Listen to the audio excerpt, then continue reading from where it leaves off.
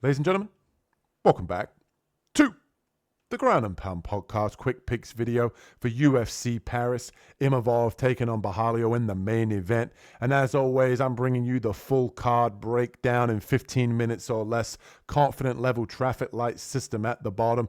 And if you're enjoying the content here, hit that like and subscribe button as we kick things off in the early prelim opener of Shauna Bannon taking on Sam Hughes. And give me Sam Hughes. I'm confident in her this week. Green confidence all the way to the top. Sam Hughes is going to get this one done inside the distance. I think if she mixes in the grappling here and the wrestling, she can have success, get this fight to the ground, get it in dominant positions, and land elbows and ground and pound here. We've seen with Shauna Bannon, she is good off of her back, but I think Sam Hughes' ground game is that much better. We've seen with Sam Hughes, she breaks her opponents down with her cardio.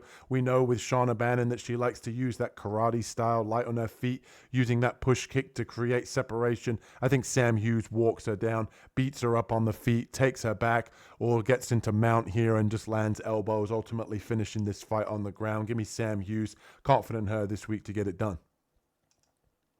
And next up, we have Rinat Fakhretdinov taking on Andreas Gustafsson. And I think this is a very back and forth fight. We've seen with Fakhretdinov, he tends to slow down in fights. He comes out very aggressive early with the hands. He likes to mix in takedowns. And we've seen with Gustafsson that he can push a pace, get you up against the fence, land elbows. He's an absolute marauder. He likes to get into the clinch and beat you up. I think this really just comes down to the fact to me that Fakhretdinov is the more skilled fighter. I think that Gustafsson's a little bit more of a bully. I think that Fakhretdinov is the more technical wrestler here, and I do think that Fakhretdinov can come out and have success with the striking. I think he shows urgency to get out of the clinch, and I think that he does a good job of being able to land the better shots here. And if he wants to take Gustafsson down, I think that there is a path to victory where he can have success with the wrestling. But I do think that Gustafsson is an absolute marauder. I think that he can really push his style of fight on absolutely anybody. So not necessarily the most confident pick here for Fakhretdinov. I do lean to him as the slight underdog, but not super confident, as I have seen him fade in the past, and we've seen Gustafsson bully people even late into the third round. But give me Fakhretdinov here to get it done. Show urgency to get out of the clinch, Fakhretdinov, and you can win this fight.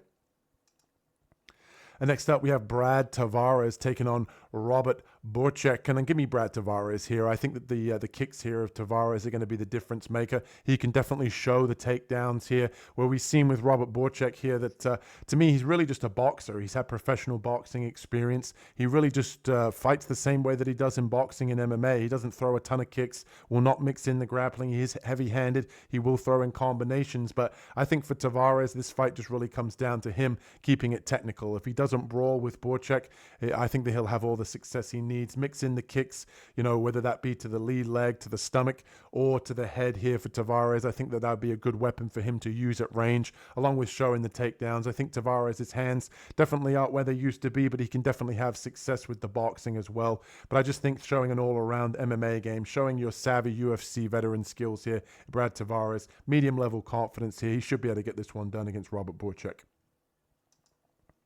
And next up, we have Trey Waters taking on Sam Patterson. I lean to Sam Patterson. Both guys obviously very tall, very rangy for the division. Waters is coming off of a long layoff. I want to say about a year and a half. So I do lean towards Sam Patterson here. The only thing that has me spooked with Patterson, although he is on an absolute tear now, I think 3 fights in a row, all stoppages, he doesn't tend to move his head a whole lot. So I worry a little bit about the chin. Obviously at 155, it was definitely made of glass. Here at 170, he's had more success.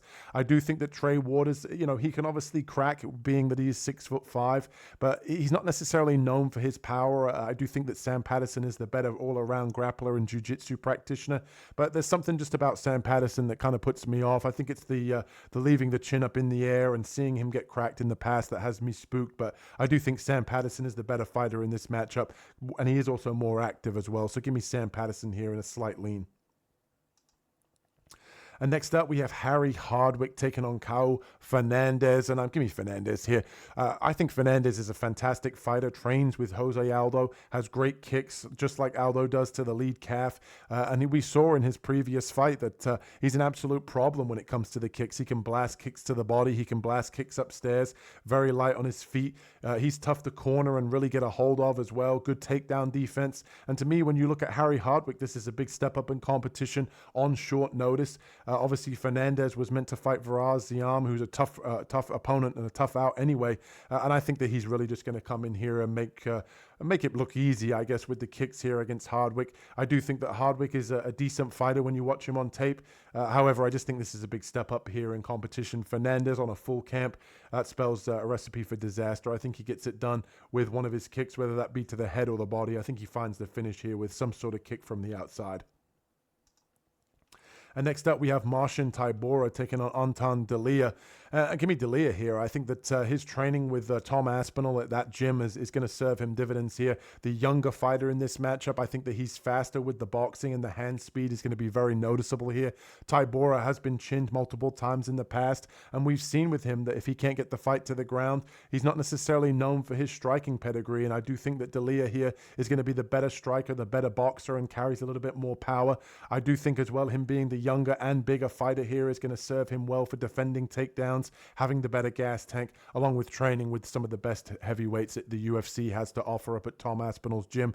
Give me Anton Delia here, medium level confidence to get it done against Tybura. And next up, we have Umar C taking on Bredison Ribeiro, and I feel confident in C here to get it done. Obviously, a fan favorite over in France, fighting in his home country here. And we saw he had a bit of a stinker in his last fight against Alonzo Menefield, when we've seen with Ribeiro that he's not necessarily known for being UFC level. He's a little bit hit and miss, a little bit inconsistent. And I do think that C here can mix in the grappling, get the back, kind of get into dominant positions, mixing in the grappling like he didn't do in his previous fight here, and find the finish on the ground. I don't necessarily think that Ribeiro's really put it all together. I do think that Umar C's talented, very big for the weight class, 83-inch reach as well. If he wants to play this one out on the feet, I think he can have success, but I think if he does decide to take this fight to the ground, he can definitely find the submission either in rounds 1 or 2 if he's early and aggressive with his style of approach to come out and grapple here. Give me Umar C, confident in him this week. And next up, we have William Gomez taking on Robert Rucella. And I do think that Robert Rucella is decent. He trains at an American Top Team, trained with Dustin Poirier and Mateusz Gamrot. It looks like a decent fighter. However, I do think that William Gomez here is the better, more athletic striker. He is obviously the guy who has had UFC experience. Rucella making his UFC debut. And I do think that with Gomez obviously fighting in front of the French crowd, this fight really just comes down to me who's going to fight and be the aggressor, who's going to really get in his opponent's face. Robert Rucella likes to throw the spinning back fist as well. He likes to throw some unorthodox strikes, which could catch Gomez off guard. But I think that Gomez is the faster striker, the more technical striker, and I like him to get it done here, pushing the pace, getting in Robert Rucella's face, and ultimately getting the decision here on the French judges' scorecards. And next up, we have Lucien Caeta taking on Patricio Pitbull. And I'm going to lean to Pitbull here to use his savvy veteranship here to get it done as the underdog. I think that he can mix in takedowns here and ultimately kind of just grapple Caeta for 3 rounds. We've seen with Caeta that him fighting on the regional scene, double champion over in his previous regional show, that basically that he's got fantastic athleticism, great boxing, very, very fast on the feet. And I do think that he is live, especially for a first round knockout here against Pitbull. However, I lean to Pitbull because I just think that he's going to be able to mix in, the takedowns, mix in the grappling here, and ultimately get this fight to the ground. We've seen with Caeta that he pretty much overextends on some of his shots, looking for that knockout power. And I do think that he is a good fighter, but I just think that Pitbull's experience here is going to pay dividends for him to get this fight to the ground, mix in the grappling. And I wouldn't be surprised if Caeta does knock him out in the first round just due to his hand speed and his athleticism. However, I'm going to pick Pitbull to get this one done with the grappling. And next up, we have Axel Soler taking on Rhys McKee, and he is the dog of the week. We're going with Rhys McKee here, the 170-pounder taking on the 155 Aries FC champion. And I think that Axel is a decent fighter. He likes to mix in the grappling, not necessarily known for his striking, but I think that Rhys McKee is the more natural finisher here. I like him to get this one done on the feet by knockout. He's now got in the win column against his previous opponent, Daniel Funza, with 3 knockdowns in 1 round, getting that doctor's stoppage. He's now confident, and I think he can get this one done here against the UFC debutant and Axel Soler. I think that Axel Soler is going to struggle to get this fight to the ground against a bigger opponent in Rhys McKee, and I like him to get it done here on the feet. Give me Rhys McKee, dog of the week here, medium level confidence. And next up, we have Borralho Oki taking on Mason Jones. And I don't really trust Borralho Oki. He's not really lived up to the hype so far. We've seen with him that he fights behind the jab, and he's known for this power that we really haven't seen a whole lot of. When he did mix in the grappling in his previous fight, he got taken down, or he basically fell into the guillotine of Chris Duncan, and ultimately ended up getting choked. And I do think that Mason Jones here can definitely have success mixing in the grappling and the wrestling.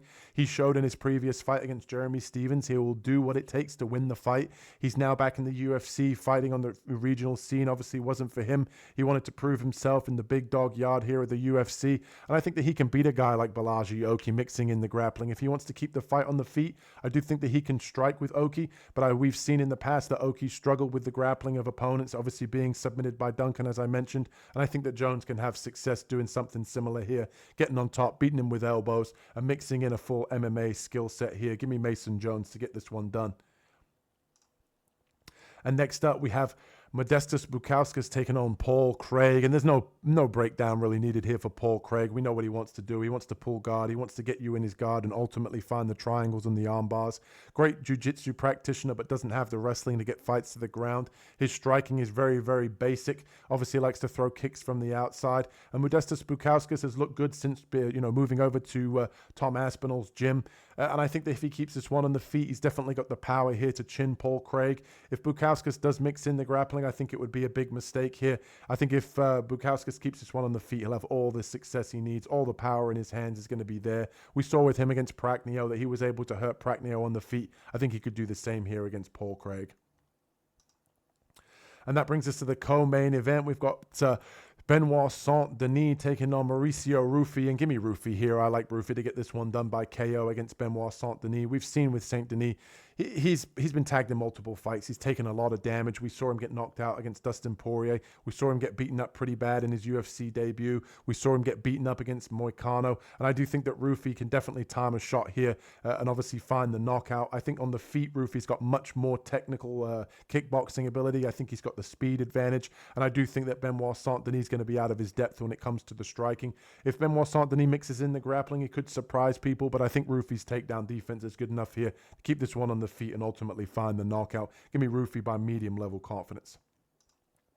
And that brings us to the main event. And I have Imavov here, Nasruddin Imavov taking on Caio Borralho in the main event. And I'm leaning ever so slightly to Imavov here. I think this is a 50-50 fight. I think you've got the underdog in Imavov here fighting in his home country, the better wrestler. I do think that Caio Borralho is the better jiu-jitsu practitioner. Both guys have success on the feet, but I think that Imavov trusts his striking a little bit more. He looks a little bit more comfortable on the feet, and I think that he carries a little bit more power. I lean to him here to get it done in his home country. However, I do think that Caio Borralho is definitely nobody to be sniffed at. 16-fight win streak. Fighting Nerds have been on an absolute roll. However, I do think that Imavov might get the slight lean here from the judges in his hometown. And as always, I have to let you guys know what's coming on the channel. We've had the full card breakdown for UFC Paris. Imavov taking on Caio Borralho in the main event. That video is live on the channel, along with our best bets video, putting some money in your wallets for UFC Paris, along with our dog of the week, my favorite betting underdog, full highlight reel tape there for you to check out for Reese McKee. And as always, if you're enjoying the content, 15 minutes or less, full card breakdown. We'll catch you in the next one. Peace.